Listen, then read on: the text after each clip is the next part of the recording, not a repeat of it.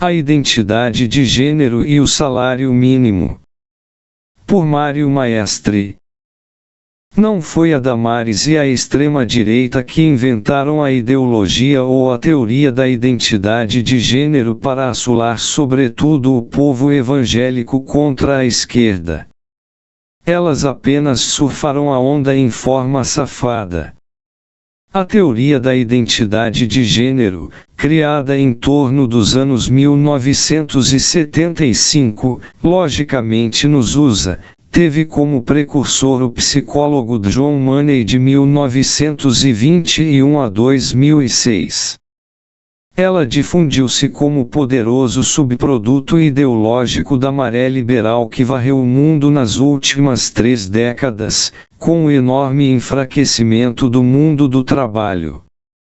Devido ao seu poder desorganizador do movimento social, a teoria da identidade de gênero foi fortemente apoiada pelo imperialismo.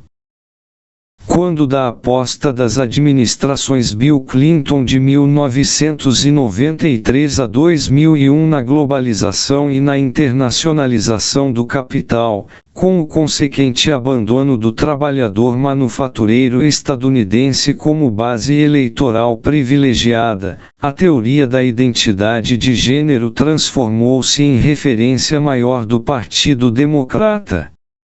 Construto político-ideológico nascido e voltado para as classes médias liberais, o identitarismo, de raça, de gênero, de nacionalidade, etc., contribuiu para o naufrágio da candidatura Hillary Clinton, em 2016, com a migração de importantes facções dos trabalhadores brancos e negros em direção a Donald Trump. O identitarismo retornou vitaminado com a vitória de Joe Biden, em 2021. No Brasil, o lulopetismo tem também procurado, sobretudo com o identitarismo negro, reconstruir uma nova base eleitoral, após o rompimento dos laços referenciais com o mundo do trabalho, devido à sua orientação social liberal. Reprodução da espécie. Biologicamente, a espécie humana divide-se em 2 sexos, o feminino e o masculino, determinados pela incidência celular, nas mulheres, do cromossoma XX, e, nos homens, do XY. Esse é, desnecessário dizer, um padrão fortemente dominante, com diversos desvios estatisticamente marginais, hermafroditismo, etc. Entretanto, a orientação sexual não é definitivamente decorrência necessária da sexualidade biológica, não se constituindo, qualquer desvio desta última, doença ou perversão moral, como já foi e é ainda proposto. Homens e mulheres podem ser atraídos pelo mesmo sexo, homossexualidade, pelos 2 sexos, bissexualidade, por nenhum dos sexos, assexualidade, por crianças, pedofilia, por animais, bestialismo, por objetos inanimados, etc. Ainda que a atração heterossexual seja a tendencialmente dominante. As circunstâncias determinam igualmente a atração sexual. Da interação sexual entre o homem e a mulher dependeu o desenvolvimento da humanidade. Nas últimas décadas, tem avançado, ainda que não em forma geral, com dificuldade e com eventuais recuos, o reconhecimento do direito democrático dos indivíduos de exercerem seus impulsos sexuais, forem quais forem, nos limites impostos pelo respeito aos seres e objetos de seus desejos. Um pedófilo não deve ser discriminado, tendo o direito, comumente negado, de satisfazer sua inclinação sexual de múltiplas formas, desde que não seja com as crianças, literatura, bonecos infláveis, etc. RT 17/01/2016. Tabula rasa. A teoria da identidade de gênero, de viés irracionalista, impugnou esse consenso científico. Simplificando, ela propõe o desconhecimento da dualidade sexual biológica masculina e feminina, substituindo-a por uma identidade original de gênero. Para além dos órgãos sexuais, todos os seres humanos, ao nascerem, seriam fundamentalmente idênticos. A diferenciação em homens/masculinos e mulheres/femininos seria devido às influências culturais. O sexo seria uma determinação cultural e não biológica. Os recém-nascidos seriam uma espécie de tabula rasa. Porém, devido à tradição cultural, a criança nascida com um pênis tem sido historicamente criada como homem, um ser do sexo masculino. E a criança nascida com uma vagina tem sido criada como mulher, um ser do sexo feminino. Portanto, crianças nascidas com um pênis ou uma vagina teriam sua sexualidade determinada essencialmente pela educação. O gênero da criança se deveria dominantemente à educação. Essa concepção tem permitido, em alguns países e regiões, que os pais que veem uma dissociação entre o sexo e o gênero de seu filho ou filha, possam legalmente intervir educacional e medicamente para dissociá-los de seus marcadores biológicos de sexualidade, pênis ou vagina, ainda na infância e na pré-puberdade. Intervenções médicas que têm resultado, há décadas, em graves sequelas, ressentidas pelas crianças, pré-adolescentes e adolescentes quando adultos. O suicídio de David Reimer. David Reimer, de 1965 a 2004, foi o primeiro e mais célebre caso de redesignação sexual. Criado como menina desde o nascimento, teve seus testículos extirpados e recebeu tratamento hormonal, procedimentos médicos sugeridos pelo citado John Money, que supervisionou a experiência por longos anos. Em torno dos 9 anos, Reimer passou a assumir-se como homem, sofrendo tentativas reparadoras cirúrgicas e hormonais de sua masculinidade, com enormes sequelas físicas e psíquicas. Aos 38 anos, David Reimer se suicidou, tendo deixado um relato publicado anteriormente com a intenção de pôr um fim a tais procedimentos, antes da idade adulta. No que, como vemos, fracassou. A teoria da identidade de gênero defende, como vimos, que genitores que veem ou sintam uma filha no corpo de um filho, ou vice-versa, podem e devem implementar, em geral em forma irreversível, ablação de órgãos sexuais, tratamentos hormonais, interrupção da puberdade, etc. Ou seja, redirecionar, com recursos médicos, psíquicos e cirúrgicos, a orientação sexual da criança, antes mesmo que ela chegue à puberdade. Ou seja, ao amadurecimento sexual e à maioridade que lhe permitam decidir sobre seu corpo. Os programas e iniciativas de redesignação sexual precoce são logicamente apoiados pela indústria farmacêutica. Essas intervenções intempestivas são defendidas eventualmente por pais, adultos e autoridades públicas como necessárias à saúde físico-psíquica de crianças sem capacidade efetiva de decidir sobre elas. Estranhamente, as comunidades ocidentais defensoras da teoria da identidade de gênero, que defendem, com um ardor talibã, o direito dos pais à mutilação dos filhos, são em geral os mais fervorosos críticos da ablação não apenas do clitóris de que ainda hoje sofrem centenas de milhares de meninas através do mundo. Imperialismo revolucionário. J. Biden tem se pronunciado em forma dura contra os governadores conservadores yankees que estão proibindo intervenções na sexualidade de crianças e adolescentes antes da maioridade, devido ao caráter irreversível e às graves sequelas desses tratamentos. Proibições acompanhadas, comumente, de medidas homofóbicas e retrógradas. Mas não devem reclamar, os que deixam a bola picar na pequena área.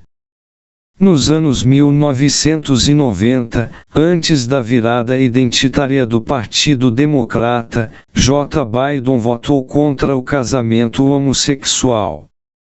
Marie Claire, 2022. A multiplicação incessante dos gêneros atualmente propostos exigiria a literal liquidação do binarismo biológico sexual homem-mulher. Os indivíduos seriam livres, portanto, para exigirem, além do direito inarredável de praticarem livremente suas orientações sexuais, o reconhecimento legal como seres em tudo idênticos ao gênero sexo aos quais se identificam. Não se trata, portanto, do simples e indiscutível direito de registro nos documentos de identidade para a superação de constrangimentos. Portanto, um homem que, em um determinado momento, decida definir-se como mulher, deveria ser tratado legalmente como tal pelo Estado, assumindo como única diferenciação, não necessariamente explicitada, serem mulheres transgêneros, ou trans. Portanto, teríamos, no mínimo, dois gêneros de mulheres, as transgêneros ou trans e as cisgêneros ou cis.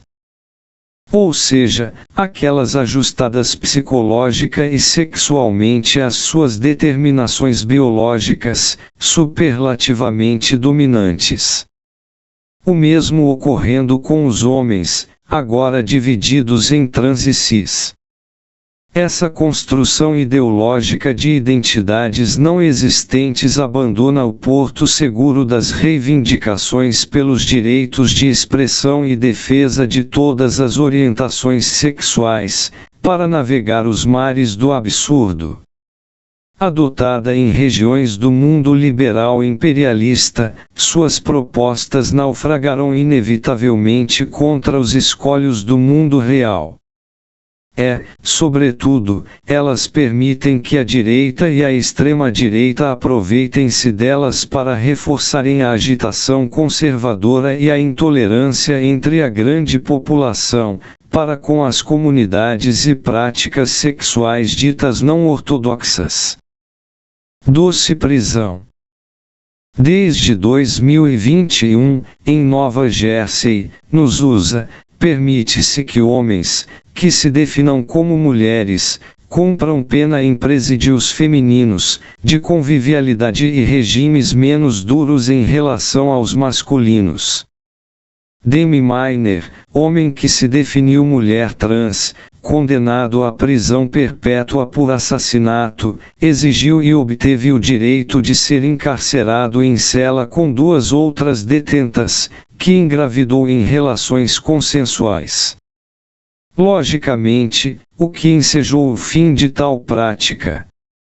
Gazeta do Povo, 2023. Tem-se registrado frequentes atos de violência contra prisioneiras, de transexuais, aprisionados em prisões femininas, com destaque para os estupros. Catraca, 2018. No Brasil, presos condenados por violação se declaram habitualmente homossexuais para terem direito ao espaço protegido garantido aos gays. Poderão optar por presídios femininos, caso aquele direito seja reconhecido no Brasil, como se tem reivindicado. Dornelles, 2020. Com atletas homens se autodefinindo como mulheres trans, tem avançado a proibição de federações desportivas que eles participem de competições femininas natação, ciclismo, vôlei, basquete, atletismo, etc. Decisão apoiada em suas vantagens relativas quanto às atletas mulheres. J. Biden tem se pronunciado contra essa discriminação. É a realidade biológica objetiva se impondo sobre os devaneios político-ideológicos. Brasil, 2023. Nas competições mistas, as mulheres são tendencialmente prejudicadas devido à desigual conformação, em diversos aspectos, da fisiologia feminina em relação à masculina, altura, força, velocidade, etc. Lideranças feministas têm denunciado a autodefinição de homens como mulheres como outra intervenção e invasão masculina no espaço feminino, pondo mulheres em situação de inferioridade, de insegurança, diluindo reivindicações históricas específicas às mulheres maternidade, amamentação, etc. Dornelles, 2020. Em defesa da família. Os desdobramentos discursivos da teoria da identidade de gênero têm alcançado pináculos do absurdo, como a proposta de que homens também podem ser mães. Algo de assustador. Que me desculpe meu pai. Eu não o trocaria, jamais, pela minha mãe. E não creio que meu filho aceite igual troca. Mas não há esse perigo. Essa proposta da teoria da identidade de gênero tenta apenas disfarçar em forma malandra o fato de que homens transgêneros são mulheres biologicamente em tudo iguais às demais, caso mantenham o sistema reprodutor. Fleury, S.D. Essas formulações esdrúxulas permitem, como proposto, que a extrema-direita galvanize, mesmo, reais, sobretudo a população social e culturalmente mais atrasada. Em geral, a direita conservadora propõe como objetivo, dos governos que se apontam de esquerda, a aplicação da ideologia de gênero. Em outras palavras, de pretenderem impor a manipulação arbitrária da sexualidade dos recém-nascidos, entre outras ações diabólicas. Trataria-se, assim, de um ataque à família. E vai argumentar contra essa doutrinação conservadora, no contexto da difusão das sandices revolucionárias da teoria da identidade de gênero.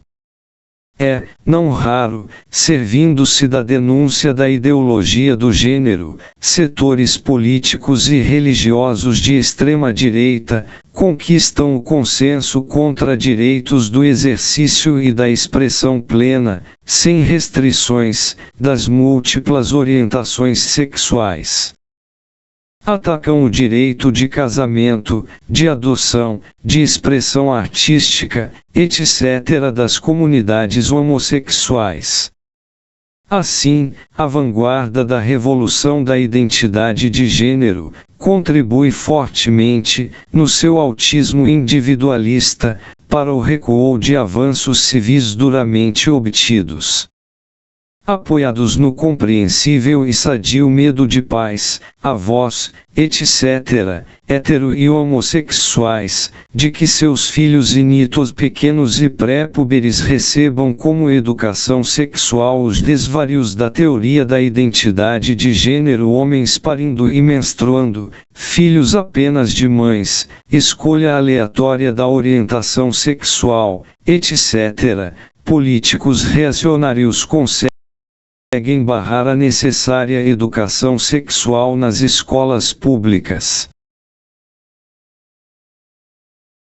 Na Flórida, acaba de ser proibida a educação sexual e a divulgação da identidade de gênero nas escolas públicas, à exceção da informação sobre a reprodução. G1, 19/04/2023. Idealismo e materialismo. As origens da teoria da identidade de gênero são múltiplas e complexas, salvo engano, carecendo de uma crítica marxista estrutural. Epistemologicamente, ela se insere no conflito histórico entre o idealismo e o materialismo, com a defesa de um mundo determinado subjetivamente, autônomo relativamente à materialidade dos fenômenos objetivos, onde a vontade e a decisão individuais constroem uma materialidade fantasmagórica. Eu sou o que pretendo ser. Ponto final. Amigo medievalista Guy tem se perguntado doutor, na teoria da identidade de gênero, não teria a influência do platonismo e do cristianismo nesse desrespeito a um corpo que teria de se ajustar à ideia? A teoria da identidade de gênero se materializou nas entranhas de facções liberais pequeno-burguesas centradas em suas sofrências, universalizadas e projetadas por sobre e para além das necessidades de todos que lhes são estranhos. Nessa dissolução do mundo e de suas contradições sociais objetivas, minha subjetividade se materializa como o epicentro do mundo, como o alfa e o ômega da minha história, que nasce e se encerra em mim. Elevo-me a metro do mundo, Senhor da fala, transformando-me em um estranho Prometeu que se aquece eternamente no fogo que produz, despreocupado com a humanidade que deveria iluminar. Constituo-me como profeta e libertador do meu próprio umbigo divinizado. Associo-me apenas a uma infinidade de outras individualidades autocentradas, que me espelham e se espelham em mim. A teoria da identidade de gênero vive obcecada pelo protagonismo que abomina a associação ou identificação que arranhe o meu empoderamento. Desemboca, portanto, na impossibilidade constrangedora de assinalar, mesmo que seja apenas com uma letra, os infindáveis gêneros que emergem incessantes em suas especulações fantasiosas. Negando-se a usar o alfabeto mandarim, agrega um mais onde deveria colocar um. Atualmente, os gêneros catalogados já superam os 60. Todos com seu programa próprio e irredutível. ABC News, 13.02.2014. Função político-social. A função político-ideológica conservadora da teoria da identidade de gênero se registra quando suas reivindicações fantasmagóricas, próprias às classes médias liberais, ocupam o centro da atividade militante de esquerda e de organizações se reivindicando do marxismo. Consolidam-se, assim, o programa e as reivindicações de segmentos sociais voltados sobre si, que ignoram e desprezam as necessidades materiais das classes trabalhadoras, assalariadas, marginalizadas, etc., que não as atingem. Insuficiências econômicas e sociais dramáticas que comprometem patologicamente todos os aspectos da existência humana físicos, subjetivos, psíquicos, afetivos, sexuais, etc. Classes sociais exploradas das quais dependem a emancipação social e a superação tendencial de todas as opressões. Facções das classes médias que vivem suas opressões, em geral sem contradições maiores, caso bem situadas socialmente. Através do mundo dito desenvolvido, temos banqueiros, generais, juízes, primeiro-ministros, governadores, senadores, prefeitos, sindicalistas, etc. homossexuais masculinos e femininos. Nesse universo, a homossexualidade se constitui como um nicho mercadológico do capital.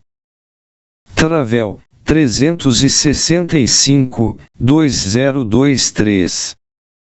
E a pecha social que eventualmente conhecem constitui opressão não classista, há anos-luzes da classista, sofrida pelos trabalhadores, assalariados, marginalizados de todos os gêneros, opressão da qual o capital depende estruturalmente. Ou seja, não pode viver sem ela.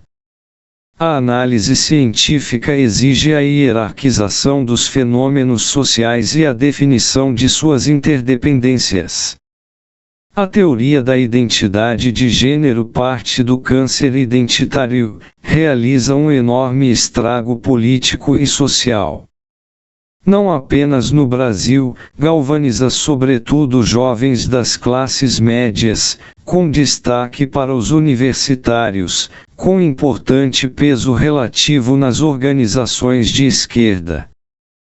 Em geral, essas organizações, com limitados vínculos com as classes trabalhadoras, abandonam o difícil objetivo de organizar-se por local de trabalho, junto aos oprimidos.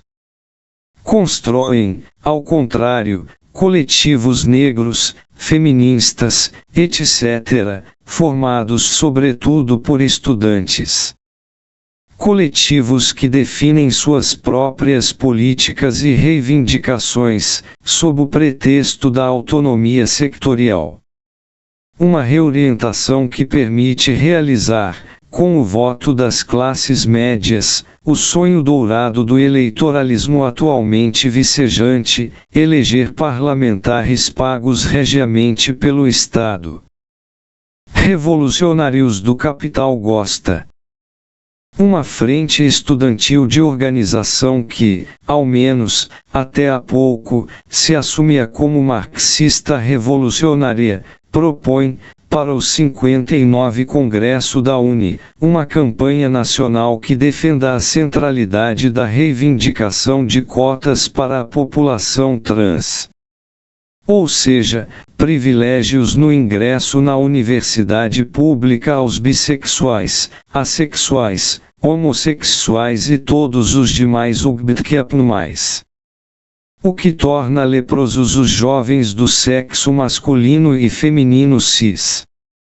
Aquela frente estudantil propõe todo o pacote da teoria da identidade de gênero, com destaque para a irresponsável defesa de liberalização dos procedimentos médicos para a transição de gênero para crianças e a participação de homens que se definam como mulheres trans nas competições esportivas femininas. Imaginemos um maguila trans em uma competição de boxe feminino. Afronte, 2023/07/10. A adesão à pauta neoliberal cotista cobre com um verniz progressista o abandono miserável da luta histórica pela universidade pública, gratuita e de qualidade para todos, sem exceções. Reivindicação democrática que tem como corolário a estatização de todo o ensino superior privado. Programa de concretização possível, ainda mais em um país riquíssimo como o Brasil. Entretanto, tal proposta exigiria o deslocamento de ingentes recursos públicos para a satisfação da efetiva democratização no ensino. Recursos utilizados pelos governos atuais e anteriores para satisfazer e alavancar os grandes, médios e pequenos interesses privados. As cotas, ao contrário, distribuem recursos já alocados para a universidade pública, em incessante regressão diante do ensino privado, sobretudo controlado pelo capital internacional. Permitam-me agregar a essas ponderações as recordações de quem já foi, no passado distante, militante universitário que se pretendia marxista revolucionário. Em 16 de junho de 1969, fui preso, em operação noturna, com a companheira Sandra Machado, pela Brigada Militar, que nos parou disparando, felizmente para cima, 3 tiros. Nosso crime, estarmos pichando com sprays, a modernidade da época, nos muros da entrada traseira da PUC-RS, além do fora Rockefeller, reivindicação então conjuntural, a exigência da estatização da PUC. Ela era parte da defesa do ensino público universal das organizações revolucionárias estudantis e da própria UNE. Passei 10 dias preso, sofri processo na Justiça Militar, que pediu condenação de 2 anos de cárcere para mim e para Sandra.